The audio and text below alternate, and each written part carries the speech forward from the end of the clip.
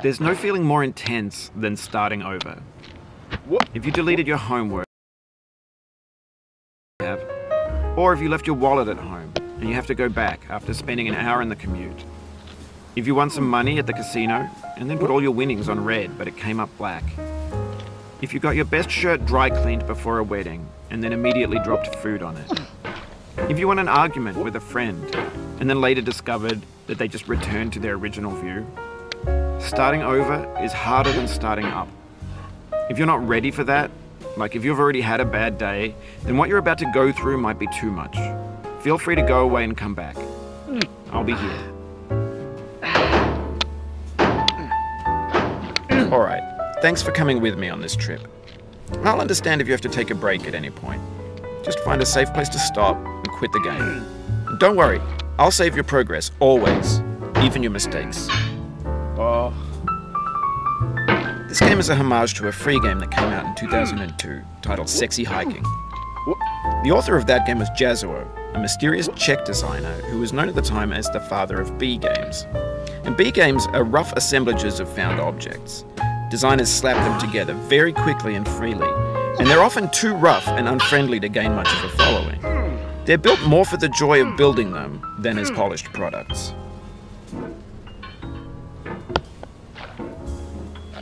In a certain way, Sexy Hiking is the perfect embodiment of a B game. It's built almost entirely out of found and recycled parts, and it's one of the most unusual and unfriendly games of its time. In it, your task is simply to drag yourself up a mountain with a hammer. And that act of climbing, in the digital world or in real life, has certain essential properties that give the game its flavor. No amount of forward progress is guaranteed. Some cliffs are too sheer or too slippery. And the player is constantly, unremittingly in danger of falling and losing everything. Anyway, when you start Sexy Hiking, you're standing next to this dead tree that blocks the way to the entire rest of the game. It might take you an hour to get over that tree, and a lot of people never got past it. You prod and you poke at it, exploring the limits of your reach and your strength, trying to find a way up and over. And there's a sense of truth in that lack of compromise. Most obstacles in video game worlds are fake. You can be completely confident in your ability to get through them once you have the correct method or the correct equipment or just by spending enough time. In that sense, every pixelated obstacle in Sexy Hiking is real. The obstacles in Sexy Hiking are unyielding, and that makes the game uniquely frustrating. But I'm not sure Jazzuo intended to make a frustrating game. The frustration is just essential to the act of climbing, and it's authentic to the process of building a game about climbing. A funny thing happened to me as I was building this mountain. I'd have an idea for a new obstacle, and I'd build it, test it, and it would usually turn out to be unreasonably hard. But I couldn't bring myself to make it easier. It already felt like my inability to get past the new obstacle was my fault as a player rather than as a builder. Imaginary mountains build themselves from our efforts to climb them, and it's our repeated attempts to reach the summit that turns those mountains into something real. When you're building a video game world, you're building with ideas, and that can be like working with quick that can be played with, and in the process of playing with them, they begin to harden and set until they're immutable, like rock. And at that point, you can't change the world, not without breaking it into pieces and starting fresh with new ideas. For years now, people have been predicting that games would soon be made out of prefabricated objects, bought in a store and assembled into a world. And for the most part, that hasn't happened, because the objects in the stores are trash. I don't mean they look bad or that they're badly made, although a lot of them are. I mean they're trash in the way that food becomes trash as soon as you put it in the sink. In a certain context. And once the moment is gone, they transform into garbage. In the context of technology, those moments pass by in seconds. Over time, we've poured more and more refuse into this vast digital landfill that we call the internet. It now vastly outnumbers and outweighs the things that are fresh and untainted and unused. When everything around us is cultural trash, trash becomes the new medium, the lingua franca of the digital age. You could build culture out of trash, but only trash culture. B games, B movies, B music, B philosophy. Maybe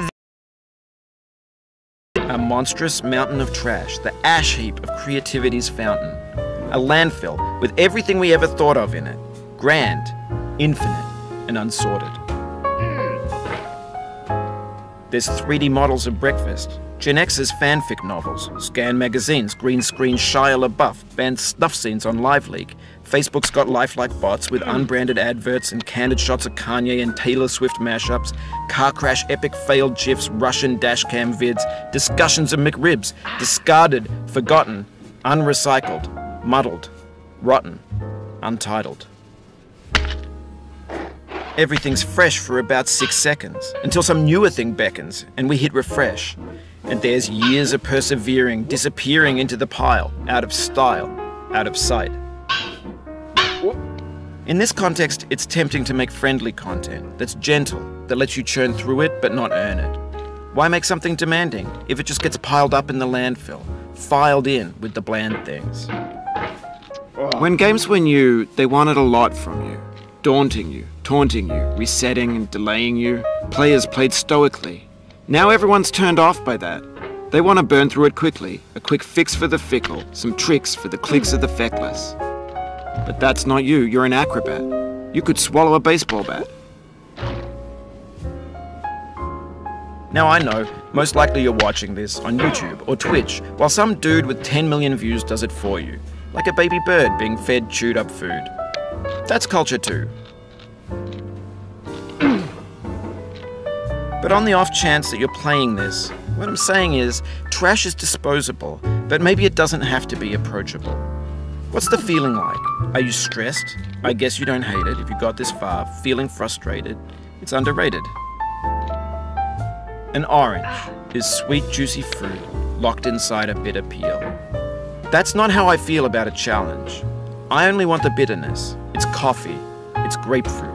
It's licorice. It feels like we're closer now. Composer and climber, designer and user. You could have refused, but you didn't. There was something in you that was hidden, that chose to continue. It means a lot to me that you've come this far, endured this much. Every wisecrack, every insensitivity, every setback you've forgiven me is a kingly gift that you've given me. No.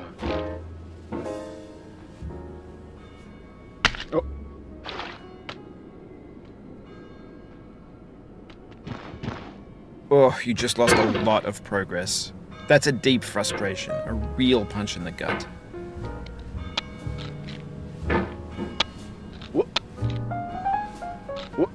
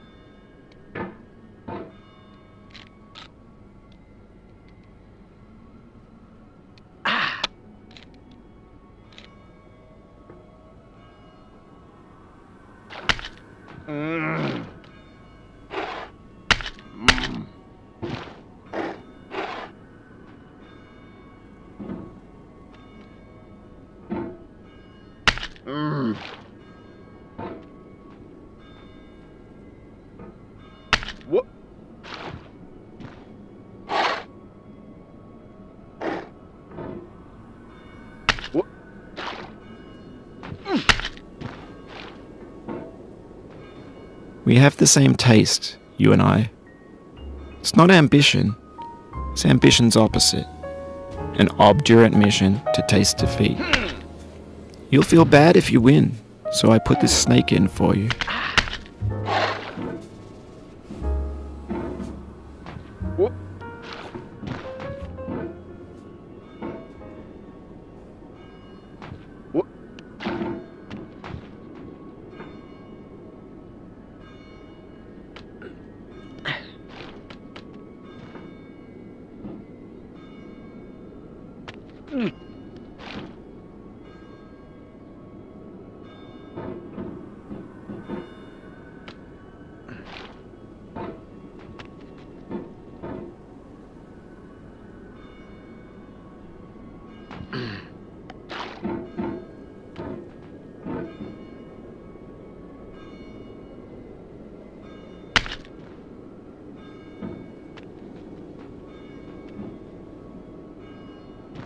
What?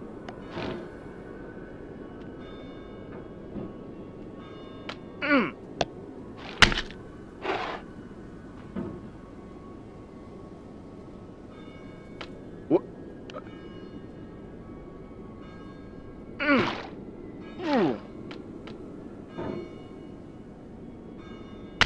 What?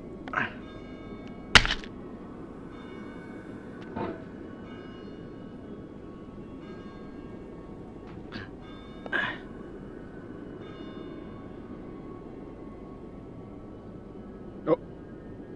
What?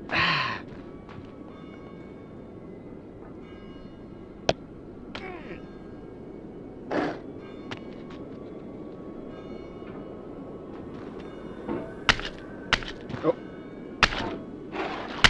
Oh.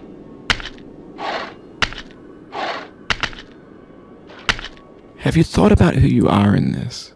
Are you the man in the pot, Diogenes? Are you his hand? Are you the top of his hammer? I think not.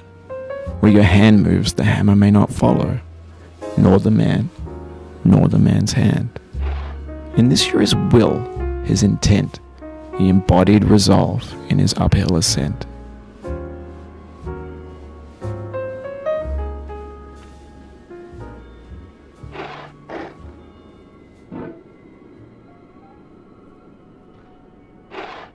What?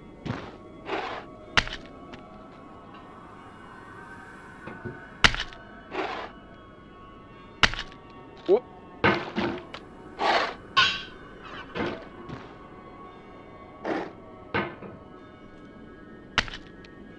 What? Now, you've conquered the ice cliff, the platforms, the church, and the rectory, the living room and the factory, the playground, the construction site, the granite rocks, and the lakeside. You've learned to hike. There's no way left to go but up, and in a moment I'll shut up. But let me say, I'm glad you came.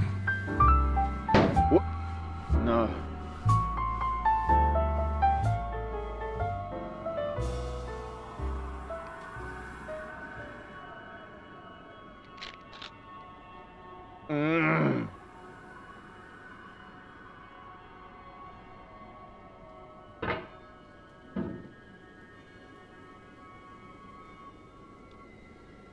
Oh.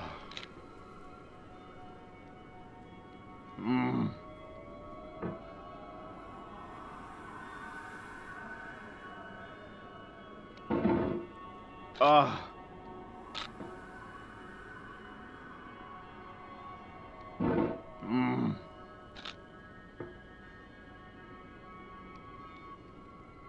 What? I dedicate this game to you, the one who came this far. I give it to you with all my love.